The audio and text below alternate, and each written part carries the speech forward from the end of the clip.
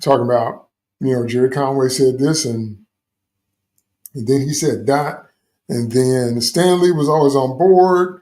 And then Stan Lee did an interview where he said he absolutely hated it. And then they said Stan Lee was lying. He was never telling the truth. He was always on board with killing Gwen Stacy. Then they said Stan Lee changed his mind and he wrote Peter and Mary Jane and blah, blah, blah, blah, blah. So I was like, whatever. So, because they kept saying, everybody kept changing their tune and they kept saying that, it wasn't this consistent thing. And so everybody, claimed that they had evidence, they had receipts, because here's a live chat we have with Jerry Conway, and here's an interview we have with Stan Lee, but Jerry said Stan was lying, and okay. So you see how that's a whole quagmire. So if I do a video on that, it's going to be a whole separate video because I am a Gwen Stacy stan, and I always have been. So I make no bones about my bias. So that happened. Also, what happened this week is Captain Falcon, Brave New Disaster, that dropped. And I really seriously doubt if I'm going to see that movie. I really do, because I haven't heard anything good about it, but I never plan on seeing it anyway. So I was thinking about maybe I should see it for review purposes, but I'm like, why? Because when I look at the people that have reviewed it, I've looked at some fresh out of the theater reviews, and like the shills are talking about it in a positive way, but nobody that keeps it real on a regular basis, nobody that's keeping it a buck really has anything good to say about that film. And then the other thing that happened this week was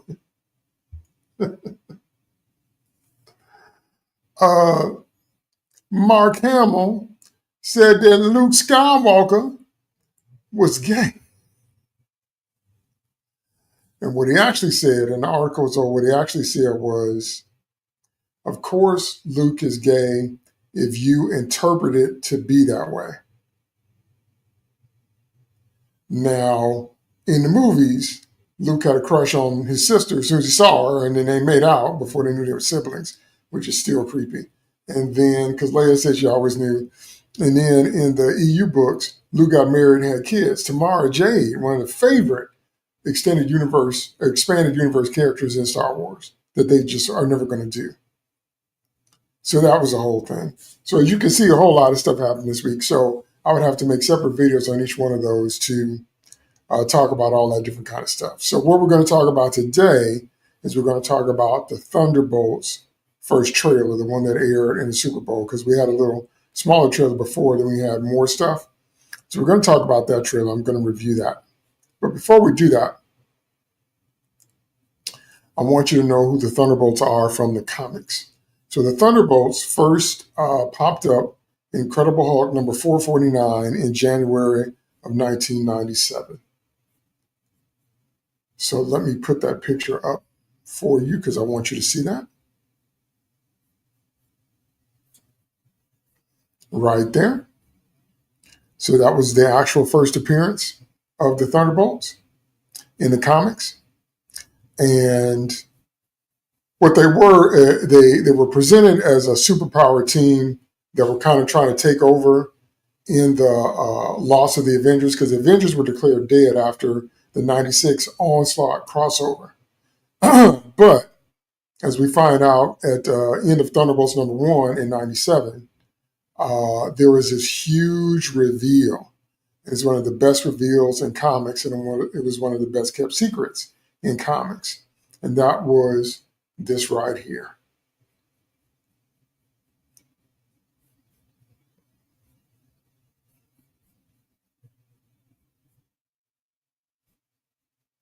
And the secret was, surprise, the Thunderbolts were actually the masters of evil. They were actually villains pretending to be heroes. And so, like I said, that was one of the best reveals in comics. That was a closely guarded secret. And when it hit, everybody was like, what? Because we'd never seen anything like that before. So it was really unique and really powerful and really, really a great and innovative idea. So that's why the people that know the Thunderbolts from the comics are disappointed, to say the least, in this film, because these people are not the Thunderbolts. Okay? These people are not the Thunderbolts in any way, shape, or form. Okay? They should have been named something else, and I'm going to talk about what they should have been named in a minute. Okay, but there's a comics history with the Thunderbolts. They eventually reject Zemo, and they want to actually become heroes under the leadership of Hawkeye. And then they crossed over with Spider-Man. Then they debuted with the Heroic Age team in Thunderbolts 144. And then they got retitled the Dark Avengers. And that ran from 175 through 190. Okay? Then they got relaunched again with Marvel Now, and it's a whole different group. But I'm saying there's an extensive history in the comics, and they're really, really, really, really interesting. But the only thing that looks like it might be carrying over from the comics in this thing is the fact that they're set up to be taking over from the Avengers, and that's what's in the trailer. So let's dive into the trailer, and then we'll talk about it some more. So let me pull that up. And we'll be off to the races. Okay, here we go.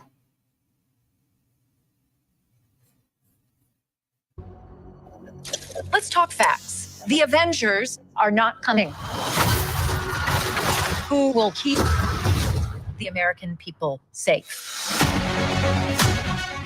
There's some big threat out there, and you are gonna help me stop it. Wait, us? Yeah, you. Why, you got someplace to be? Okay, first off, so you can see that the team that they've assembled are not the Thunderbolts from the comics, and this team should have been named, instead of Thunderbolts, it should have been named the Leftovers, because that's who they are. The leftover characters from the other MCU movies, or they should have been named the Rejects, because that's who they are. Okay, now since they have an asterisk in the title, my theory is that they're going to be renamed before movies end. And my theory is they're going to be renamed as the Dark Avengers. So that's my theory, so I'm just putting that out there. So let's keep going with the trailer. So we got Yelena, we got Red Guardian, we got Ghost, we got, and don't get me started on Taskmaster, but anyway, and we got, looks like Bucky's the team leader, or at least he's the one that assembles them based on who we see with Contessa in the first scene and this. So let's keep watching. I love that guy. So none of us comply? So what, we all just punch and shoot? I can't think of a worse group of people trying to work together. Stop! Speed! John, stop! Where are you? So we got John Walker, okay? The original replacement Captain America, U.S. agent, whatever he turned into. John Walker is awful. He was awful in Falcon and Winter Soldier. Awful character. I don't like anything about him. I never have. So just admitting my bias. So let's keep going. Everyone here has done bad things. You can't escape the past. Hey, it's like your mind is somewhere else. So you can do something about it now? Okay.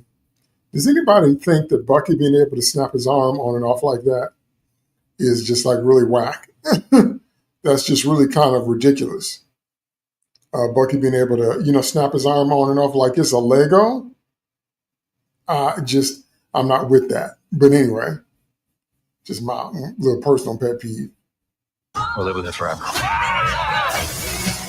This could get messy. No shit.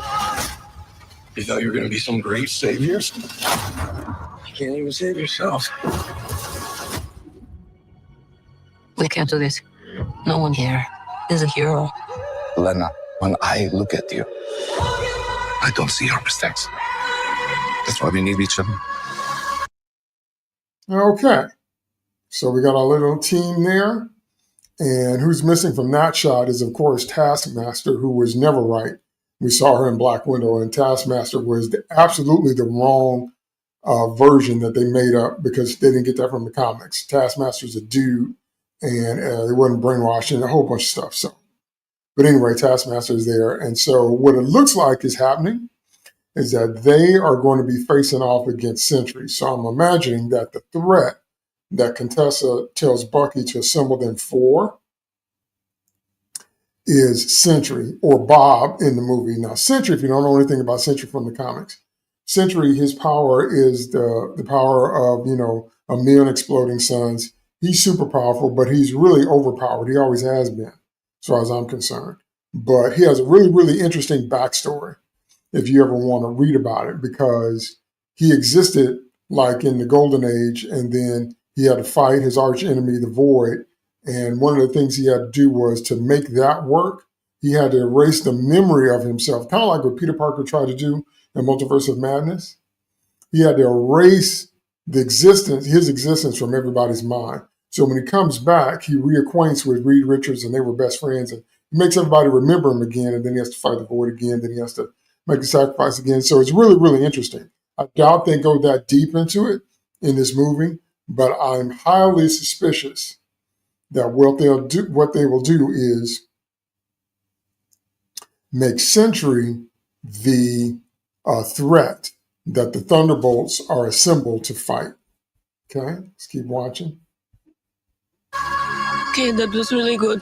We are the Thunderbolts. Can't call ourselves that. God, thank you. This has makings of team that can raise to glory. Bring light from the darkness.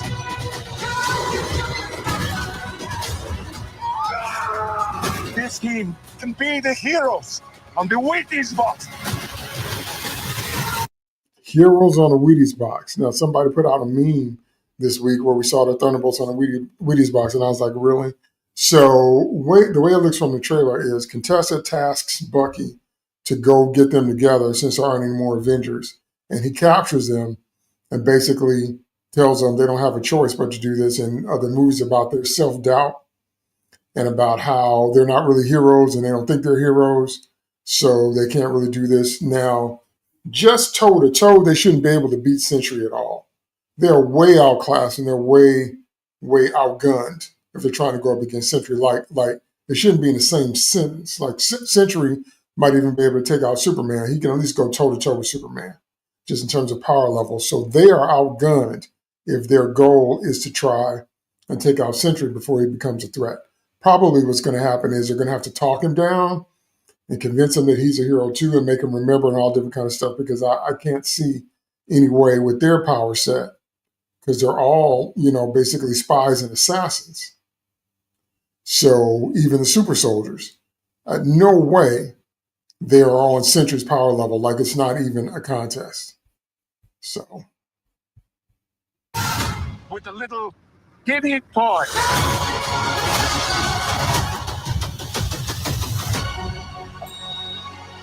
Alexi, have you slept? I'll sleep when I'm dead. I'd like not to die today, so maybe somebody else be driving.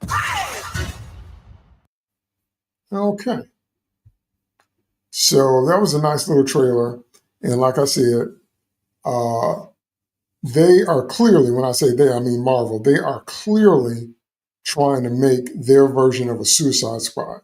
I mean, could it be any more obvious that that's what this is? This is clearly Marvel's attempt at a Suicide Squad type style movie. And I'm not saying that that's bad, but that's not Thunderbolts. And so if they pull it off, then I'm sure it's going to be between Contessa, Taskmaster, Ghost, USA Agent, Bucky, Red Guardian, Yelena, and Bob, Sentry. I'm sure it's going to be, by the time it's all over, it's going to be like a big superhero Breakfast Club style thing. Like if you remember the Breakfast Club from the 80s, where they realize how different they are, but what they have in common, or they open their hearts, or they show their true selves, or maybe we are heroes, or it's going to be something like that. Okay.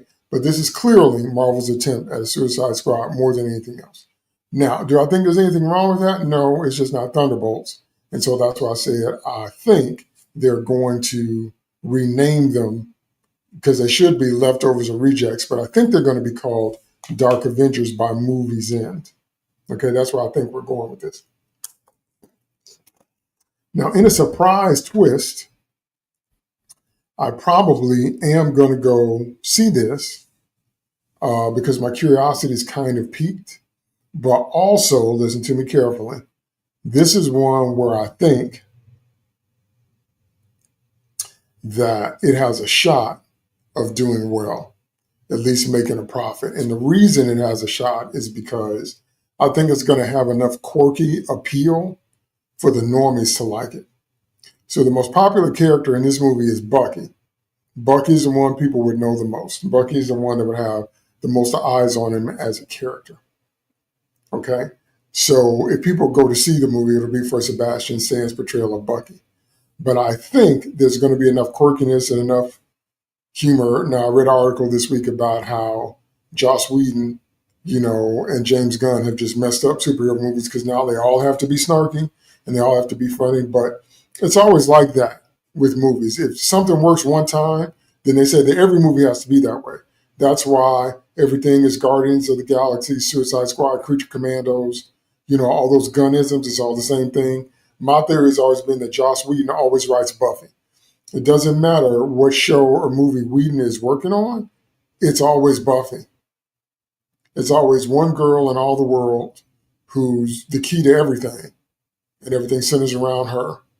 So in Age of Ultron, that was Scarlet Witch, and all this other stuff, Dollhouse or whatever. So as far as I'm concerned, Whedon is always writing Buffy.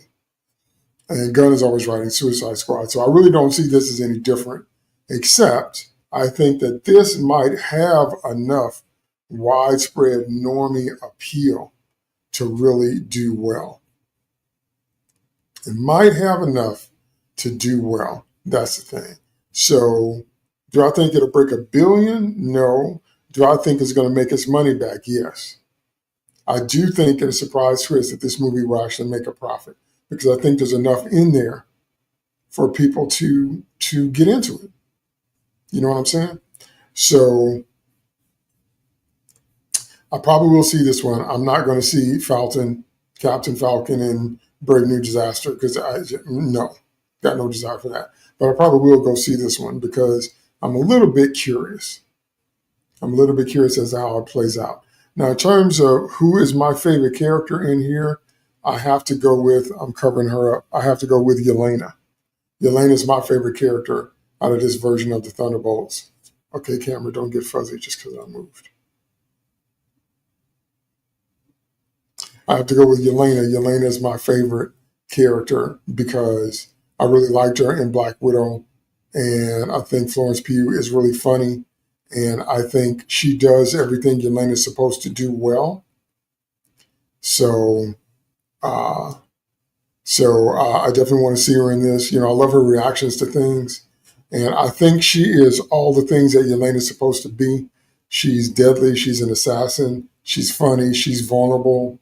She's broken from not really having a family, not really having a life, from, the Red Room and the Black Widow program and all that. So I think Florence Pugh pulls off Yelena perfectly.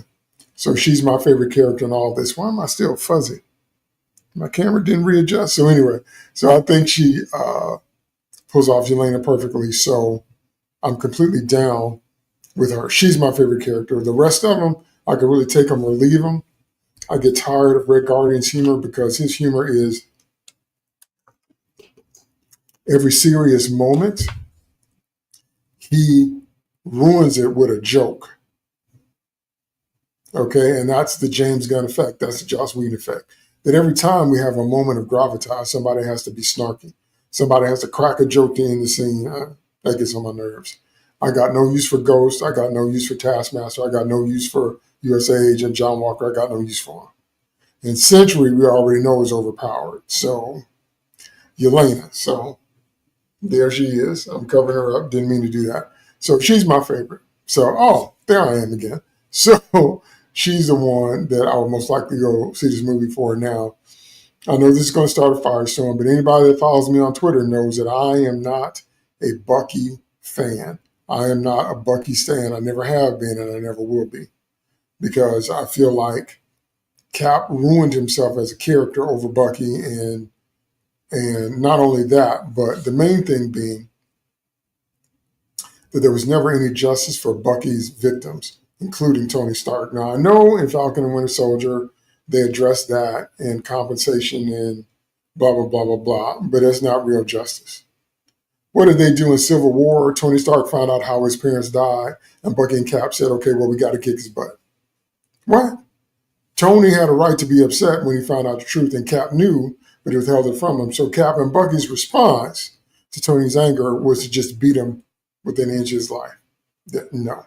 Can't stand Bucky. Can't stand his effect on Steve either, because Steve is generally noble until Bucky comes around. Then he throws everything out the window for Bucky. So I understand it's in his character to be loyal to a fault, but I never like what happens. And like I said, there's never any talk for Bucky's victims.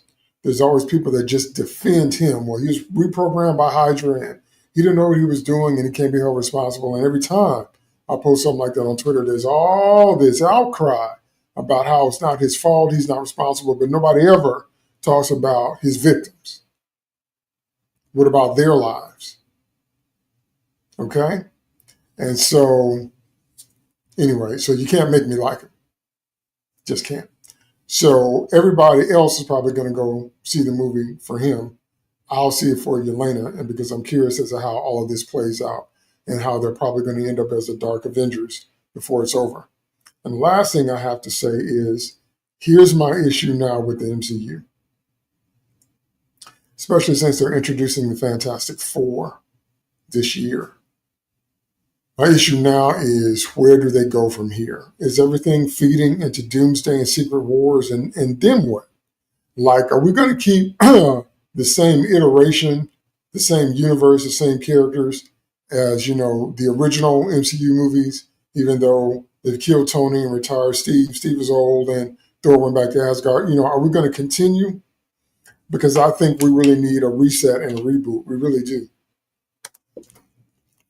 We need to start over fresh. That's what Fantastic Four should have been. We need to start over fresh, clean slate, recast everybody, hire new actors, reboot the MCU, and go forward. So let the Thanos saga be its own thing. And then with the Fantastic Four, with the first family, we start over with them and then bring in the X-Men and everybody else. That's what I think they should do. But if they're not going to do that, after this movie, even if it does well, what happens next? Are we going to have continuing adventures of the Thunderbolts / Dark Avengers? Why? And if they bring the Avengers back, then what are they going to do? Are they going to go back to covert spy operations? And then once we introduce the Fantastic Four, see, it's too convoluted now, as far as I'm concerned. So I think that we need to go scorched earth, seal off the past, reboot the MCU with the Fantastic Four, and recast everybody, and let all this stuff finally come to an end. Because once they introduce Tony Stark Doom, this whole thing is going to be a muddled mess anyway. This whole thing. Everybody knows that Mads Mikkelsen should have been Dr. Doom. And he might still be, but for the Secret Wars thing. So they'll probably make Secret Wars try to be like DC's version of Flashpoint or Crisis on Infinite Earths, and probably try to make it be a reboot. But the thing about movies is, if any one of them is successful, they're going to want a sequel.